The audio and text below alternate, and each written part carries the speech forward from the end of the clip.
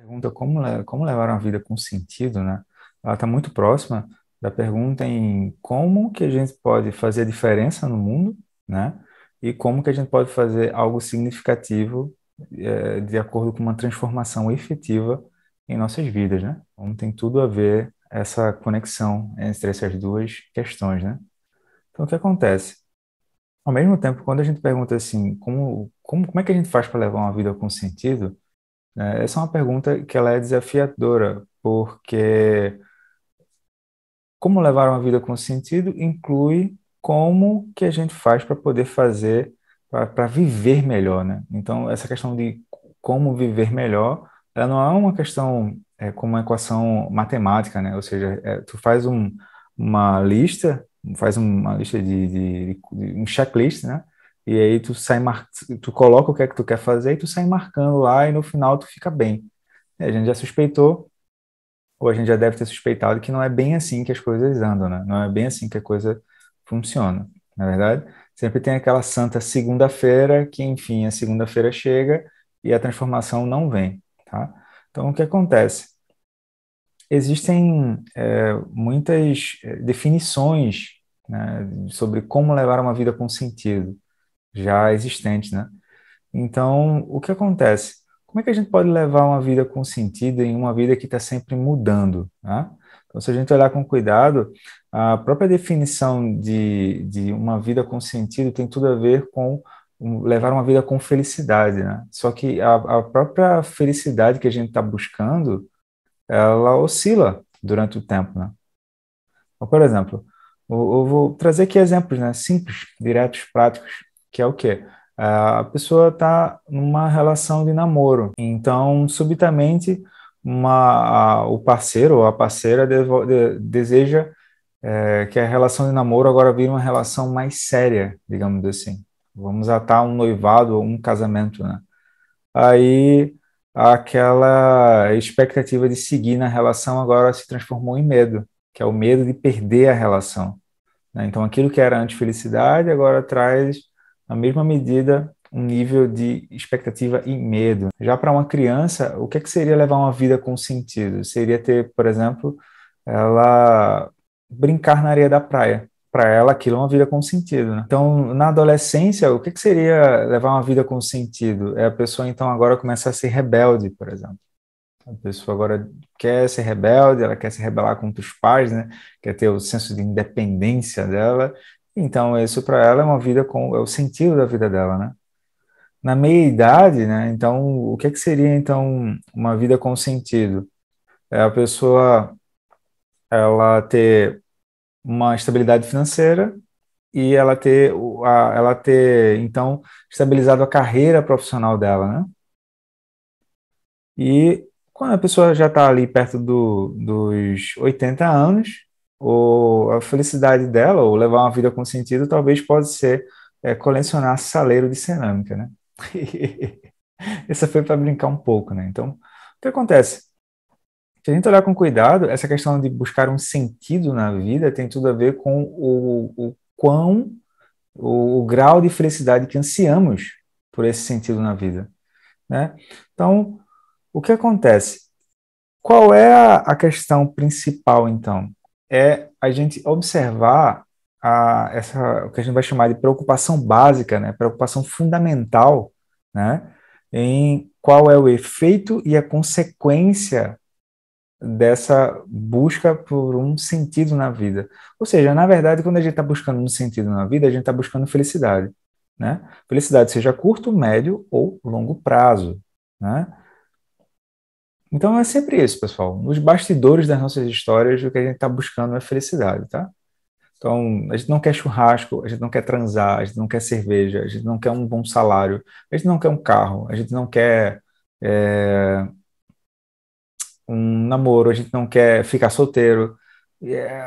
Quando eu digo a gente não quer, é assim, a gente não quer apenas isso. O que a gente realmente quer por trás desses desejos e anseios, né, é felicidade, tá? Então, a gente até poderia argumentar, olha, mas nos noticiários essa felicidade ela não é tão divulgada, né? Ou então basta orar essa questão das redes sociais, né? Cultura do cancelamento e assim por diante. Bom, mas vamos lá. Eu vou só falar o seguinte, assim, em relação a essa parte, né? Que é, acho que vocês já devem ter ouvido falar do Dalai Lama. Então, ele mesmo vai dizer o seguinte, olha, a questão de levar uma vida com sentido é tentar ajudar a aliviar o sofrimento no mundo. Então, ele mesmo se pergunta se ele vai ser eficaz em aliviar o sofrimento do mundo, se ele mesmo estiver feliz ou não. Então, antes da gente sair por aí enumerando, né, possíveis sentidos para uma vida e por aí vai, ele traz, olha, o que seria então, veja se não faz sentido. Se você não estiver feliz, você não tem como buscar uma vida com sentido e assim por diante, né? Então, saia da sua cabeça, é isso que ele está querendo mostrar. Por quê? Porque, em geral, a gente fica tão preso, né? Então, a gente está buscando tantas ideias, explicações e por aí vai, que a gente está tão sério, pessoal. Tão sério e tão tenso, que daqui a pouco a gente vai precisar ir na Hotmart para fazer um curso que é Como Voltar a Sorrir. A gente vai ter que pagar para se especializar, né, digamos assim, para voltar a sorrir. E tão sério e tenso que a gente está, né? Onde há seriedade, tensão e excesso, há o quê? Há a defesa, há sofrimento, né? Então, por exemplo, essa felicidade que está sendo proposta pelo Dalai Lama, o que seria essa felicidade? Né? Existem várias definições de felicidade, tá? Não é o ponto aqui a gente ficar desarmando as definições de felicidade, não é isso. Mas o que seria essa proposta dessa felicidade que o Dalai Lama está trazendo, tá? Seria o quê? É, evitar prejudicar, evitar trazer negatividade, né? Evitar encher o saco das outras pessoas, né? É, tentar ajudar, pessoal. Sempre que possível, tentar ajudar.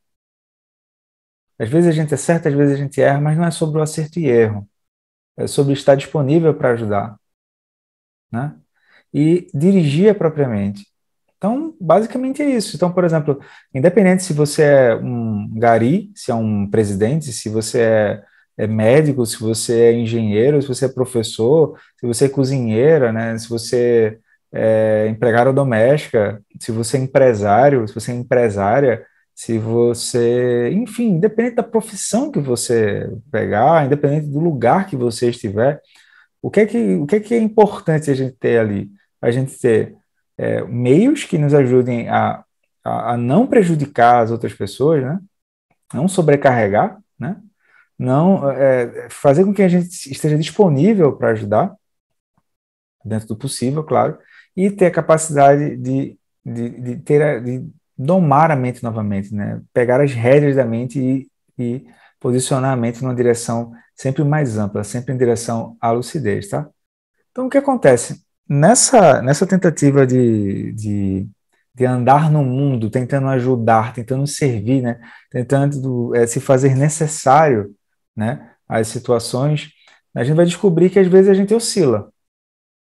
Então, a gente pode estar em busca de um sentido na vida e blá, blá, blá, blá, blá, blá, blá, blá, blá, mas dentro, né, o coração está trancado. Então, o que acontece? A gente vai perceber que a gente tem picos de lucidez, que fica claro, né? Eu preciso ir por aqui, eu preciso fazer isso. Então, às vezes, ele vai dizer: não é necessário fazer nada agora, é necessário apenas esperar as coisas se acalmarem um pouco. E às vezes a gente vai ter picos de confusão, picos neuróticos, né? Ou seja, surgem impulsos na mente, tá? Esses impulsos são de corpo, fala e energia, né? Mente. E daqui a pouco a pessoa está se identificando com esses impulsos e ela acaba produzindo sofrimento, seja para ela ou seja para as outras pessoas, tá? No mínimo, a gente vê o sintoma da transmigração, né? Aquilo está insuportável, aí ou ela sai ou ela é convidada a sair. Então, a gente já começou a desconfiar que não basta seguir um conjunto de regras e um conjunto de comportamento elevado. Aquilo vai falhar em algum momento. Se fosse só isso, já tinham descoberto já como resolver os problemas do mundo, né? Aliás, a gente precisa até ficar desconfiado, porque parece que a vida se resume ao quê? Eu tô tenso, aí eu tenho uma urgência, eu resolvo essa urgência, e agora parece que eu tenho uma sensação de que eu tenho um controle sobre a vida, né? Então, o que acontece? quando a gente fala nesse termo confusão, né, a gente precisa falar da questão que seria o quê? Ignorância. Né? Então, justamente, devido à ignorância, a gente pode perder essa capacidade de buscar um sentido na vida, né? Ou seja, se instalar na realidade de modo a poder ajudar, né? De modo a poder servir, de modo a poder estar ali para poder estar disponível às relações, né? Então, o que acontece? O ponto central de toda a busca por um sentido é a gente desejar a felicidade e desejar evitar se frustrar, ou seja, desejar evitar o sofrimento. Logo, a gente precisaria entender o que é que faz a gente ficar preso nesse processo. Uma hora a gente desejava muito, sei lá, uma vaga de emprego, agora a gente está lá, e uma vez que a gente está lá, agora a gente diz, poxa, mas não é isso que eu imaginava. Eu tenho a sensação de que está faltando algo, e eu não sei dizer o que é esse algo. Não é racional o processo. É alguma coisa que trava dentro, como se fosse um nó no coração, né? Então, o que seria esse nó? Seria a ignorância sobre como a mente se engana, né? Ou seja, a ignorância sobre quem somos, tá? Então, na visão do Dharma, na visão do budismo, o que nos impede de viver uma vida com sentido é a ignorância sobre quem somos, tá? Ou seja, se a gente olhar com cuidado os ensinamentos sobre a roda da vida, por exemplo, a gente vai ter a descrição perfeita de como a gente fica preso ao autocentramento e como a gente perde o brilho no olho para essa vida que está se apresentando nesse exato momento para a gente, tá? Então a ideia é muito prática, né? A ideia é a gente entender como que faz para reverter as ações negativas que impedem que a gente obtenha, então, essa felicidade que a gente está falando aqui, tá? Essa felicidade para a gente e para os outros, tá? Então, em sânscrito, a palavra em sânscrito para ignorância é chamada avidya, A-V-I-D-Y-A,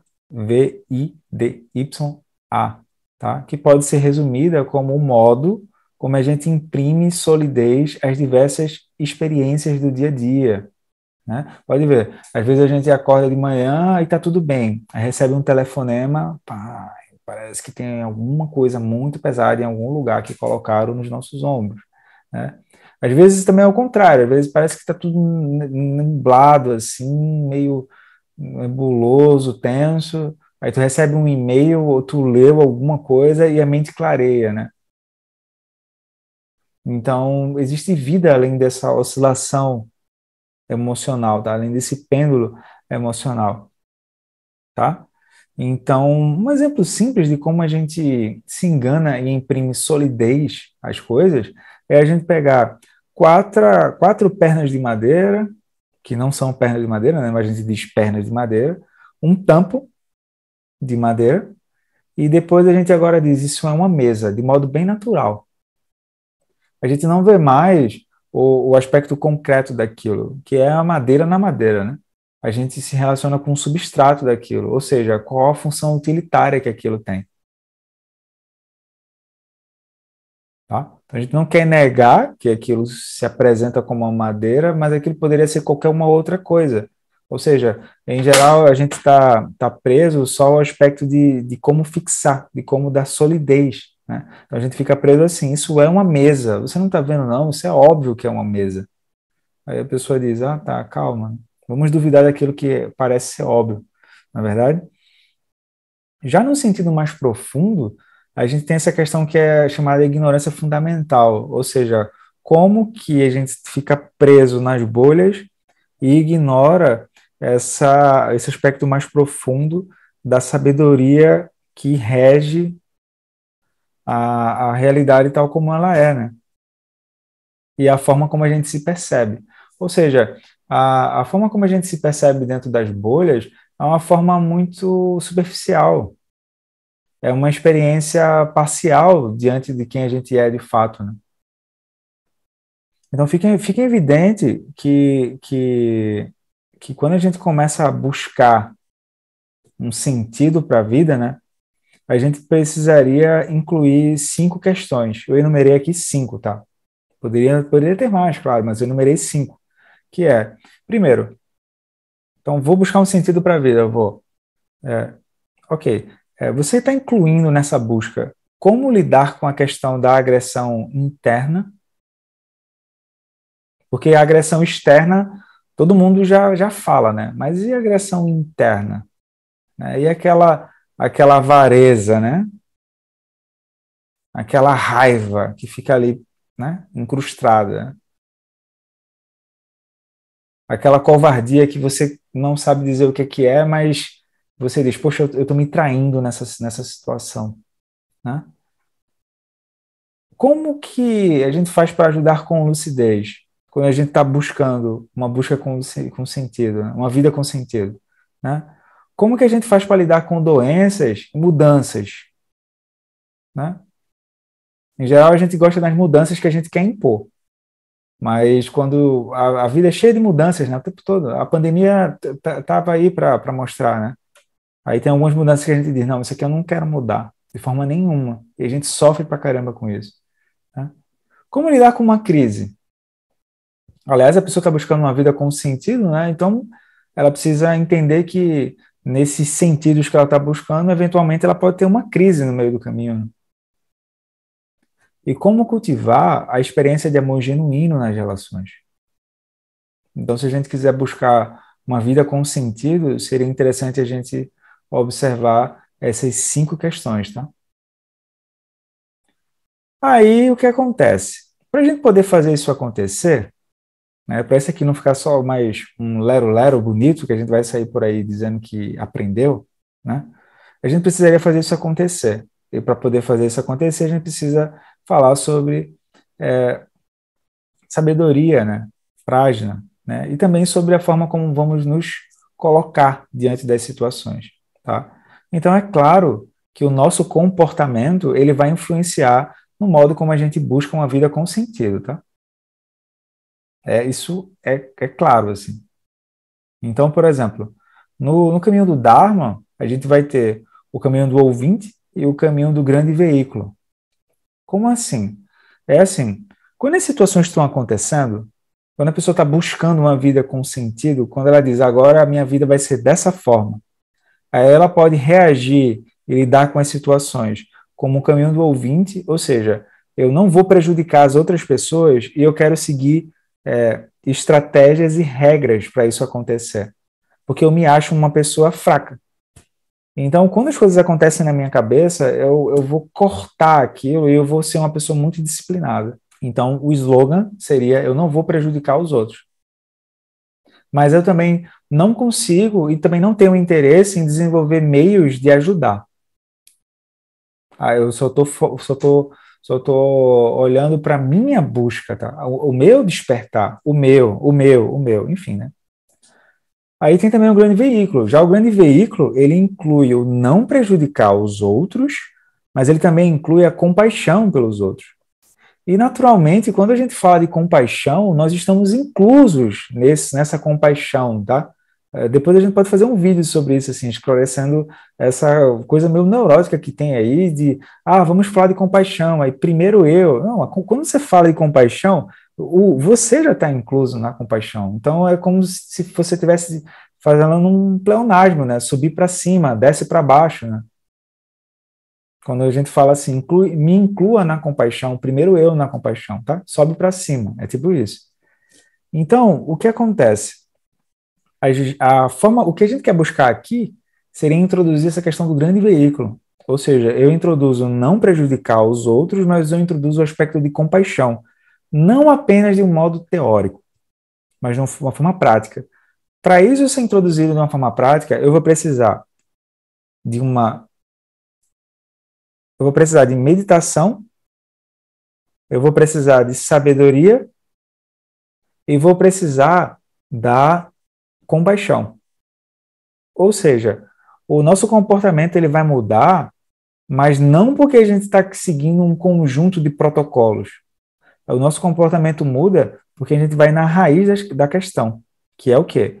A ignorância de como a mente se engana e cria confusão, tá? Então, segundo os ensinamentos, essa busca por um sentido na vida, ela vem quando a gente começa a cultivar o hábito de desenvolver o que a gente chama de qualidade do coração, tá? Que é o quê? Compaixão, amor, alegria, equanimidade, generosidade, moralidade, paz, paciência, energia constante, concentração e sabedoria, tá? 4 qualidades incomensuráveis, 6 perfeições. Poderia também colocar aqui 5 sabedorias, né? Sabedoria do espelho, sabedoria da igualdade, sabedoria discriminativa, sabedoria da causalidade e sabedoria da dharmata, tá? Parece que é muita coisa, mas o que eu estou querendo dizer é assim, que o nosso leque ele seja muito maior do que simplesmente orgulho, soberba, ciúme, competição, apego, preguiça. Ou seja, dá para a gente operar nossa mente com outros canais, digamos assim, tá? Outros canais no sentido assim de Netflix, Amazon, né? Então tu está mudando de canal ali e aquilo tem um pano de fundo, né? Então tu está mudando de canal, então é possível fazer isso na mente, tá? Então o que é que a pessoa vai fazer agora? A pessoa poderia praticar meditação silenciosa. Sem meditação silenciosa vai ser muito difícil mudar, porque ela vai ficar apenas no campo das ideias e o campo das ideias é infinito. Além do mais, o campo das ideias traz uma inquietação, né? Que é mais ou menos assim, e aí, para onde é que eu vou, já que o campo é infinito, o que pode surgir de ideias, né? Então a pessoa fica paralisada, ela fica paralisada justamente porque tem muitas opções, é um paradoxo isso, mas é.